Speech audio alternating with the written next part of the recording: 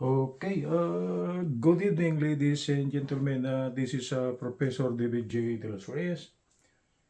Okay, the date for today is October 31, 2024, and the time is 20:49. That's military time, so that will be on 8:49 p.m. Okay, my topic for this evening will be a continuation of my long video format discussion topic, analytic geometry. And I will now be discussing the topic on ellipse. I am now through with the parabola. So my topic for tonight will be analytic geometry lesson number 18, and this will be a discussion on the study of ellipse. Ellipse with the location of the center at 0, 0, or meaning at the origin. Okay, let's proceed. Long video format discussion. For those who are following my channel, because I got a long video format topics. It's all mathematics, DC circuit, AC circuit, plus some other things. I got 10 subjects already on the long video format. So for those of you who are planning to take up engineering, it will be a great help for you guys. Okay, let's proceed. Long video topic, analytic geometry lesson number 18. The title of the topic will be ellipse. I will specify the location of the center. There are two centers for the study of ellipse. The first study will be study of an ellipse with the location of the center at the origin, or meaning considering the xy plane, it will be at 0, 0. So for tonight, the discussion will tackle two concepts. That is, the center will be at 0, 0. Okay, the first one will be such that the major axis coincides with the x-axis, meaning the longer length A compared to the shorter length B. This A here is in parallel with the x-axis, so I place it here under case number 1. If the major axis is along the x-axis, this will be the figure, and this will be the required equation. And for case number 2, if the major axis, semi-major axis coincides with the y-axis, okay, it is vertical. This is A. This A here, semi-major axis, coincides with the y-axis. Okay, that will be case number 2. The major axis is along the y-axis. The equation will be this one. Okay, let's proceed with the explanation. From the previous discussion, we know already a parabola. It's actually the locus or path of points which is equidistant. This is parabola from a fixed point in a line. That's for a parabola. But for an ellipse, the definition will be something like this. It's actually the locus or path of points which is equidistant from two fixed points. There are two fixed points in an ellipse. This is the first fixed point, designated by F1, meaning focus number 1. The fixed point number 2 is actually this F2 here, designated by F2, fixed point or focus number 2. So the fixed point, I am telling on the definition, these are the fixed points. Okay, so according to the definition, the locus or path of points which is equidistant from two fixed points at any given moment is actually an ellipse. It is just like this. If the point is here, the distance of this point from F2 will be this, right? And its distance from the first fixed point will be this. I will place it dotted line. Okay? And as the point moves along the curve or along the ellipse, assuming the ellipse, the point here is already here, its distance from F1 will be this one, and its distance from F2 will be this one. So according to the definition, the first location, the sum of this distance here plus this should be equal to this distance plus this as the point moves along the curve. It's always equidistant, meaning the sum of the two distances emanating from F1 and F2 for both first location and second location will be the same. Or we could say that the path will be an ellipse. That's an ellipse. It's just like what you call this, the playing area for a football, right? It is just something like that. It's an ellipse. It's not a circle. It's an ellipse. The other side is longer than the other side. Okay? So, for case number 1, if the major axis is along the x-axis, this will be the required equation. And the sign on the middle term is plus. It's a plus. So, if the major axis is along the x-axis, the equation will be x squared over a squared plus y squared over b squared, and this should be equal to 1 with the given condition A is greater than B. As always, because A here is the semi-major axis, the length of the semi-major axis, and B is actually the length of the semi-minor axis. So there are only two what you call this needed things in the so-called equation of an ellipse. X squared over a squared plus, the side should be plus, for an ellipse it should be plus y squared over b squared, and this should be equal to 1. And how do we know if the major axis coincides with the x-axis?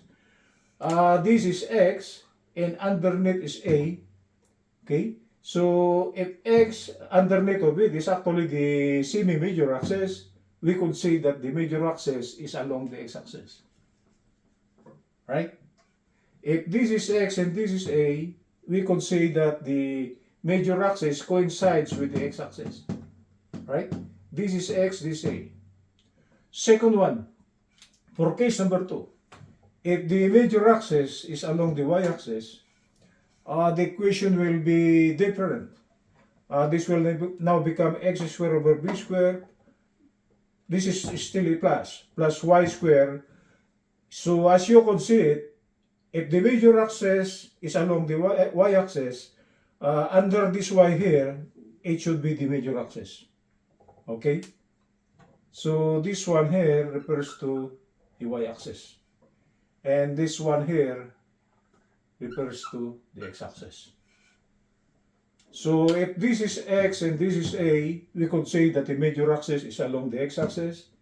And for the second one, if this is y and this is a, we could say that the major axis is along the y-axis. Okay? They are different. Because for the first one, the figure will be this. And the second one, the figure will be this. The longer length, A, or the semi-major axis, actually coincides with the y-axis. That is for case number 2.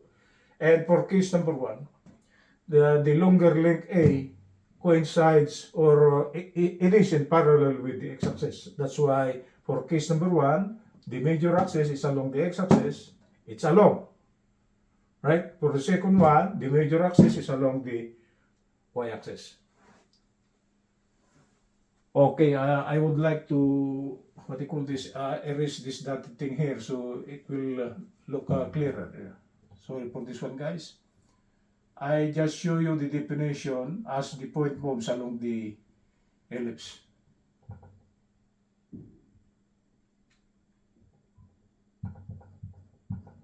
Okay. For the location of the points, okay, it's not so hard because for an ellipse, The only thing that we will be identifying on this one, on the figure, will be the focus. I designated the focus to be F1 and F2, or we could see this one as a foci. Foci is actually the plural of focus. This is focus number 1, this is focus number 2. This part and here is vertex number 1, this is vertex number 2, and that's it. It's not so hard to memorize the indicated points on the ellipse. So as long as, for this, of course, the center will be at 0, 0. I didn't place any more a letter C here because we might interchange that C here to the value C, because there will be an equation later on this one, and it involves C, and this C here is not center, it's just a distance C. So I didn't place any more capital letters here with the subscript 0. I just place 0, 0. It is understood that this is the center of the ellipse. Okay, let's try to bring out the legend before I will explain the, what you call this, controversial thing on this equation. There is a controversial thing here. There is the so-called ellipse Pythagorean theorem. This is it on Google, ellipse Pythagorean theorem. Okay, we'll try to bring out the legend. So B1 and B2 are the vertices. It is this point here and this point here. Okay. F1 and F2 are the foci, or the plural of focus. Focus number 1, focus number 2. Vertex 1, vertex 2, focus number 1, focus number 2. This is the center. The smaller length here is small letter B, the semi-minor axis. Semi-minor because the minor axis is actually the total length of the semi-minor axis is actually 2b. If this is b, this should be b. And if we try to, if we say 2b, that will be the final, the total length of the minor axis, and 2a will be the total length of the major axis. So if it's only b, it should be semi-minor. And if it's only A, it should be semi-major. Semi-major, because it's only one half. Okay? So I place it here. Small letter A is the semi-major axis, and small letter B is the semi-minor axis, and small letter C, it's not the center. It's not center, it's just simply C. Okay? So don't interchange this small letter C here with center. Small letter C is just a distance. And the definition of this small letter C here is the distance from center to F1 or F2. Oh, that's the controversial thing here. If this is the center, this C here is actually the distance from center to focus number 1 or from center to focus number 2. That's small letter C. Okay, so this is small letter C, this is small letter C. This is the semi-minor axis. Okay, there is a dotted line here, but it's hard to grasp if this dotted line, because okay, I will try to erase this one. From the discussion of ellipse, they place that this dotted line here is A. We must have to prove that this dotted line connecting this point here and this in the focus, plus this vertical line that coincides with the origin and so with the horizontal line, they say from the discussion that this is A, this is B. Actually, we could see this is B. And by definition, the distance from center to focus is actually C. So there is actually a right triangle that comes out here.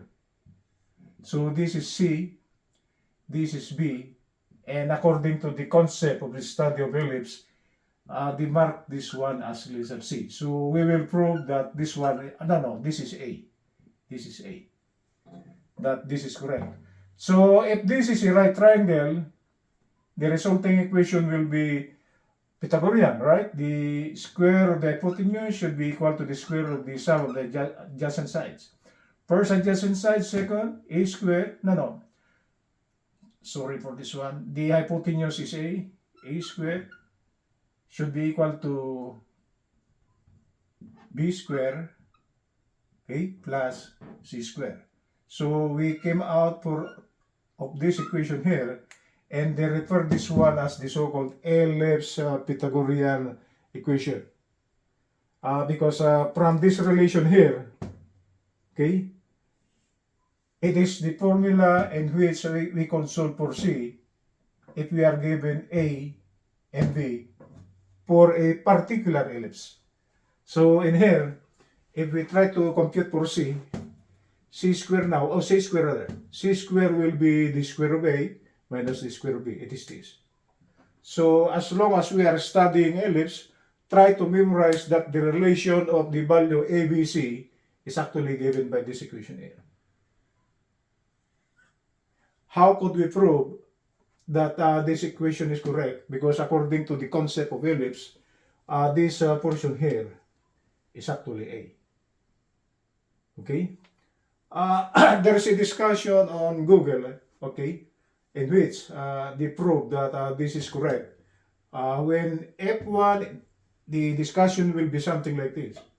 When focus number 1 and focus number 2 merge at the center, meaning if this F1 and F2 moves, they try to go to the center, okay?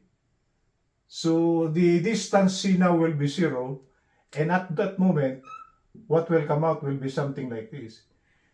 If F1 and F2 is at the center, this is B, and this is A, so what will come out? It will be a circle, right?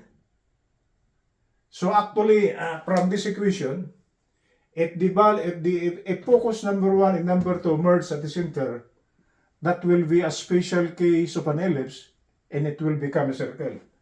So what will come out? When F1 and F2 merge at the center, C will be 0. The distance from center to focus will be 0 because they merge at the center. The resulting equation now will be, what will come out will be A is equal to B. And that ellipse is now will be a circle. So this is correct. This is correct. This is true for ellipse. And we could derive that for a circle, the value of A is equal to B, and this is actually equal to R. Equal to R, the radius. So actually, in the study of a circle, we should start with the study of ellipse, and we will present that a circle is actually a special case of a circle when the time that the value of C equal to 0, meaning the distance from center to focus for both F1 and F2. For a circle, it will be 0 because this is equidistant and also with this one. And that is actually referred to as the radius. Radius. Okay? So we must have to accept this one that this is correct for an ellipse.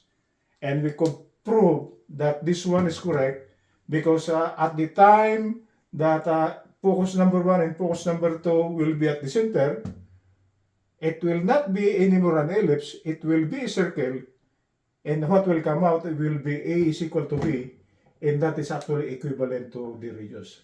So for a circle, it is just something like that. And so instead of calling this one A and B, I will just call that radius, right? So we could say that this is correct.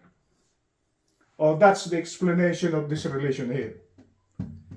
Okay? Because according to the concept of the study of ellipse, they just say that if this is B and this is C, the hypotenuse portion is, they just place it as A. But how could we prove that the hypotenuse is really A?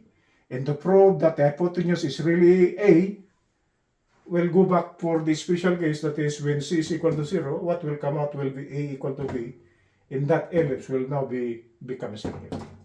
So this is correct. Okay?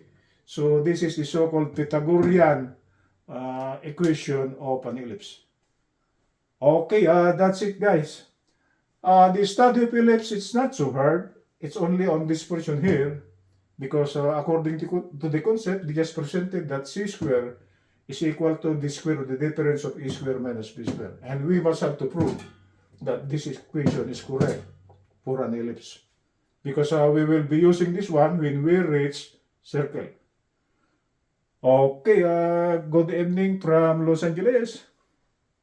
This is Professor David J. De Los Reyes. Good morning. Good evening.